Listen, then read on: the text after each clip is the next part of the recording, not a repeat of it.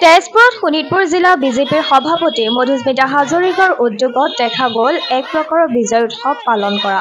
ভাৰতীয় সেনাই পাকিস্তানৰ ওপৰত কৰা প্ৰথমটো আক্ৰমণৰ পিছতে স্থানীয় লোকৰ মাজত মিঠাই বিতৰণ কৰি আনন্দ উল্লাস কৰা পৰিলক্ষিত হয়। লগতে প্ৰধানমন্ত্ৰী নৰেন্দ্ৰ মোদীৰ শেহতীয়া স্থিতিৰো শলাগ লয়।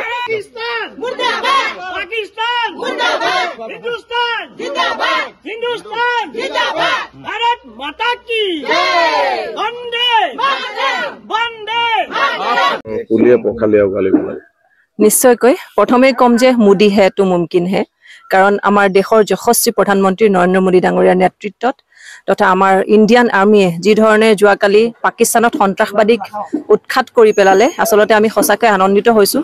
কাৰণ যোৱা কিছুদিন আগতে কাশ্মীৰৰ পেহেলগামত যি ধৰণৰ দুৰ্ভাগ্যজনক ঘটনা সংঘটিত কৰিছিলে সন্ত্ৰাসবাদীয়ে, তাৰ উচিত প্ৰত্যুত্তৰ আজি আমাৰ ভাৰতবৰ্ষই দিলে, তাৰ উচিত প্ৰত্যুত্তৰ আমাৰ ইণ্ডিয়ান আৰ্মিয়ে দিলে। গতিকে আমি খুবেই আনন্দিত হৈছোঁ আৰু আগলৈও যাতে পাকিস্তানেই হওক বা আন কোনো দেশেই যাতে ভাৰতক এনেধৰণৰ সন্ত্ৰাসবাদীৰে জৰ্জৰিত কৰিবলৈ বা সন্ত্ৰাসবাদী আক্ৰমণ চলাবলৈ সাহস নকৰে, তাৰ বাবে নিশ্চয়কৈ আজি এটা উচিত প্ৰত্যুত্তৰ তেওঁলোকে লাভ কৰিলে।